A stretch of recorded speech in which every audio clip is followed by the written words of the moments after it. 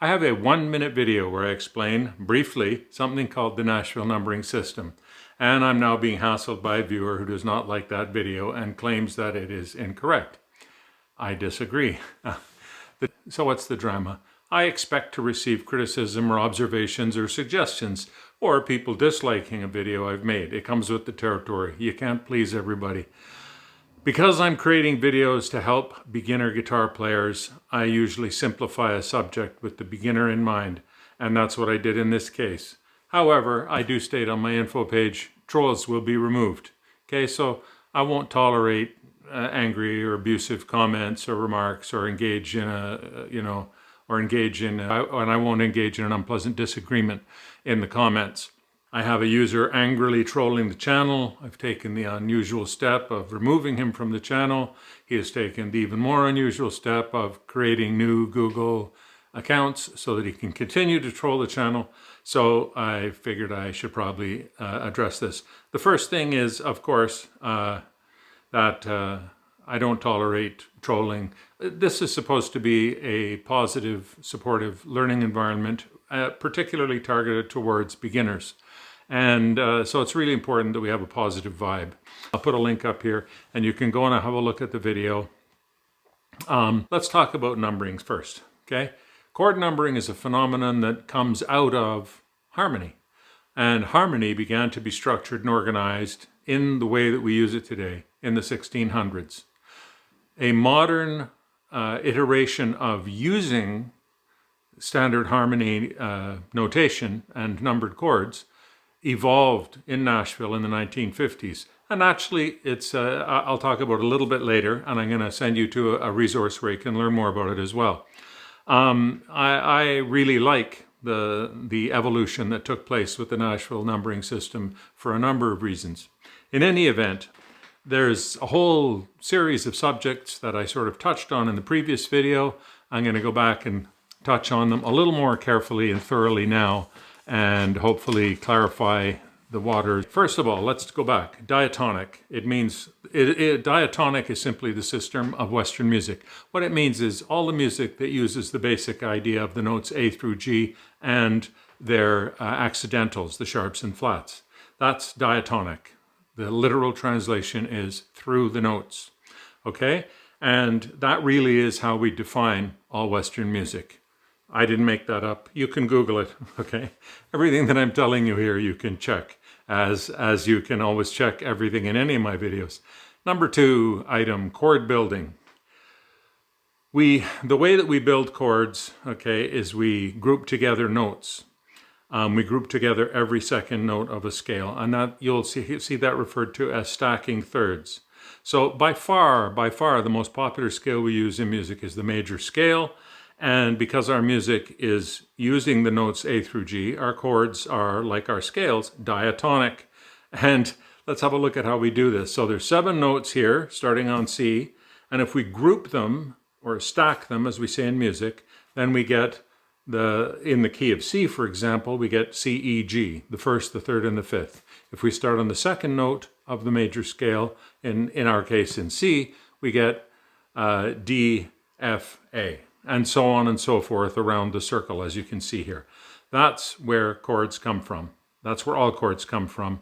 If we're creating music in the Western Hemisphere, this is how we create music. This is how we all create chords. Number 3, why do we have chord numbering? Okay, the Nashville number, and in my, again, I do have to apologize because in my Nashville numbering video, I sort of conflated the general concept of chord numbering and Nashville numbering. And that's because it was intended towards beginners who don't need to play off Nashville charts typically. So there was no point in going down a long rabbit hole of distinguishing between the modern Nashville method and the origins of harmony.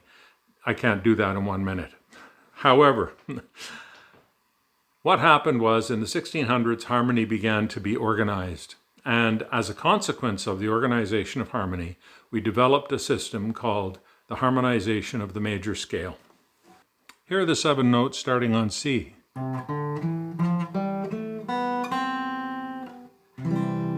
Now if we stack them up, 1, 3, and 5 is C, E, and G. And that's the C chord. We do the same thing to get each of the additional chords, or sorry, D, F, and A is the second chord. Okay, E, B, G is the third chord. F, A, C is the fourth chord. G, B, D is the fifth chord. A, C, E is the sixth chord. And B, D, F, we'll do this one. B, D, F is this one. The B diminished, that takes us back to the C.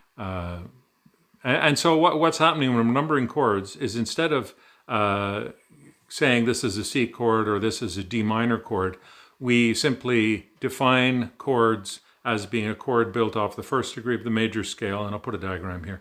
The chords built off the second degree of the major scale, and so on and so forth around the circle. And that gives us a standard template or a stencil that tells us that the first chord is going to be a major chord, and that's by virtue of the structure of the major scale. It defines that. The fourth chord is going to be a major chord. The sixth chord is always going to be a minor chord. And so we just call it the sixth chord. We don't have to call it A minor or G minor or F minor. We just say what key we're in, and then we put down numbered chords. And what that does is it gives us a generic or key neutral blueprint of a song. And the main reason for this really is to make transposition simple, because in a live recording environment especially, it's often important to be able to quickly transpose a song. Almost every song, over 90% of all songs, probably 99% of all songs, are made with notes and chords from the major scale. Even songs that we think are minor often are not. The major scale is simply a stencil or template of notes. Okay? These are the default chords that occur. When we're songwriting, we can choose to use other chords, and so this isn't a roadmap of the only chords you will find in a particular key. It's just the default set of chords that get generated when you harmonize the major scale. The reason we want to think of our chords as numbered chords, as a 1 or a 2 or a 6, is because it removes the key signature from the equation. And when you're rearranging and recording and producing on the fly, you have to be able to change the key signature quickly and easily. So you don't want to stop and write out 6 or 12 charts in a new key signature if you can use a system that lets you simply define the blueprint of the song without the key signature being a key issue. I wrote a demo song, a 1625, and using the Nashville Chart, which you can see on your screen. What you can see is that the key that the song is in is of no consequence. I'm just playing numbered chords. So here's my little demo song. Maybe I'll just play the verse of it or something.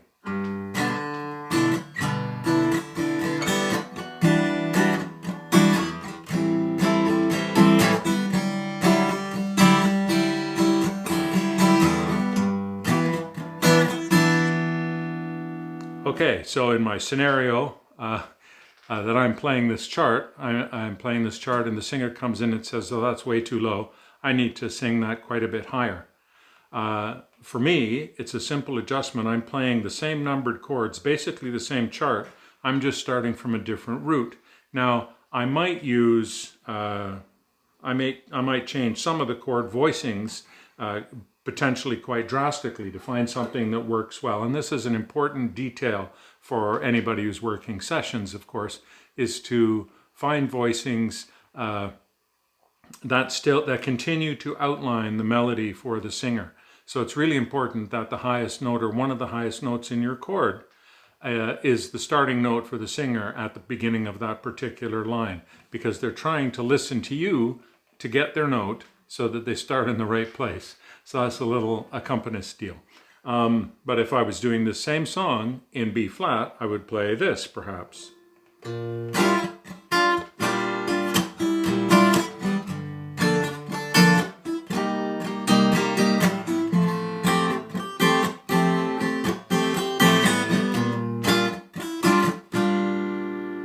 Okay, so it's basically the same song, but starting in a different place. And that's one of the tasks that is demanded of every session player, every accompanist is to be able to quickly and easily move from one key signature to another. The singer dictates the key signature, the accompanist just follows along.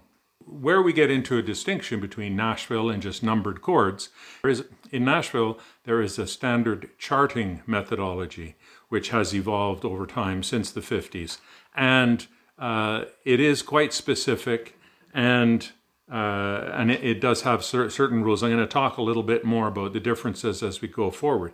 But whether we chart our songs using Nashville numbers or whether we chart our songs using ordinary Roman numerals and classical music or jazz music standards, the net result of what we're doing here is the same. We have a 1 chord, we have a 2 chord, and so on. Okay, let's start talking about some of the differences. When you go to Nashville, the numbers that are used are a little different. So in Western music generally, in music theory, okay, in music books, and in jazz, frequently in classical music, people would talk about a 1, 2, 3, 4, 5 using Roman numerals, as you can see in this diagram. In Nashville, for whatever reason, the same degrees are referred to by Arabic numerals. So that's one of the big differences that you see, is a 1 and a 2, for example, is the loopy Arabic 2, not a pair of capital I's. In the harmonization of the major scale, just because of how we build chords. The 1 chord is always major, the 2 chord is always minor, and so on and so forth. However, some people very occasionally would just put a 2 chord or put a 2 chord with 2 little lowercase i's as an indication that the chord is minor. But this has fallen into disfavor broadly across the span of the 20th century, both in jazz charts and pop charts and in Nashville charts. So what that means is if your chart says 1 6 1 6 2 5, like the example we were just talking about, if your chord says 1 6 2 5, then on a chart, on a jazz chart, that would say 1. The only ones that are presumed to be major are the ones that are not marked. And even then, sometimes they are if we're switching between minor and major on the same root. But a minor chord almost always has either a minus sign or a small m after it. A minor 7 would have a minus and a 7 or an M7. And that is true in traditional charts, what I'll call traditional numbered chord charts. It's also true on Nashville charts, especially true on Nashville charts. Part of the agenda with Nashville charts is to put material in front of musicians that requires very little thinking or interpretation so that they can play right away, quickly. The clock is running, someone's paying by the hour, let's get rolling. So that's why the charts are very explicit. However, having said that, it has become a common practice in jazz charts and pop charts of every kind to explicitly name the chords and to not rely on an implied harmony of the chord. And I think it's a good practice in all situations, including in Nashville. In Nashville, everything is major. In all diatonic music, there's 2 types of harmony. There's major harmony and minor harmony. There's 2 principal main scales that we use, the major scale, and very occasionally we use the minor scale. In practice, true minor key songs are very rare. Okay, a song like Summertime by George Gershwin, which has this keen, they often refer to it as a Moorish tone, because in Moorish music, going back to the Middle Ages, a minor tonality was not unheard of. In certain cultures, there is more of a use of minor key melodies and harmonies. For example, in the music of Cabo Verde, a lot of their music is, and in Portugal, there's a lot of music that's written around minor keys. But that is not so common in the Western Hemisphere. It's very unusual. So a song like Bésame Mucho, I think Cry Me a River is a song in a minor key. Summertime by Gershwin, those are songs in a minor key. It's very unusual. It's not very common at all. There are other songs that we think of as being in a minor key. For example, Angie by the Rolling Stones, House of the Rising Sun, Those are songs that we think of as being minor. They're not really minor. What they are is they're being played in, relatively speaking, in a major key, but the relative minor has become the tonal center. And it's a very slight difference, but the point of it is, the point of making note of this is that in a lot of music, key signatures are actually written as the key signature of the relative major or the parent major scale. And that is a standard both, again, in Nashville. It's also really a standard in most pop and jazz and country music as well. Even if the song includes an A minor, you'll find that it's charted as being in the key of C major. And that's a standard, and that's really sort of, it's kind of a reality check for everyone, because what we're saying is this the set of notes that you're going to find in C major are the set of notes that you're going to find here. We might adjust how we use them to give this song a minor sound, but we're not using any weirdo notes. And that's just the way music is. Most of our music is actually written in a major key. One of the things that you'll find in Nashville Charts, again, going to this highly usable, highly readable format, is Nashville Charts typically never use repeats. Every section of the song is explicitly charted like this. So you can see there's an intro, a verse, a chorus. When we go to verse 2, we just write down V or V2, and we write out every chord, even if it's the same as verse 1, so that the musician can simply start at the top of the page, play his way through the page, and he's playing every section exactly as it's required. Does not have to read repeats or any other symbology for this. Very minimal notation to keep the music accessible and productive, and to keep the session players accessible and productive.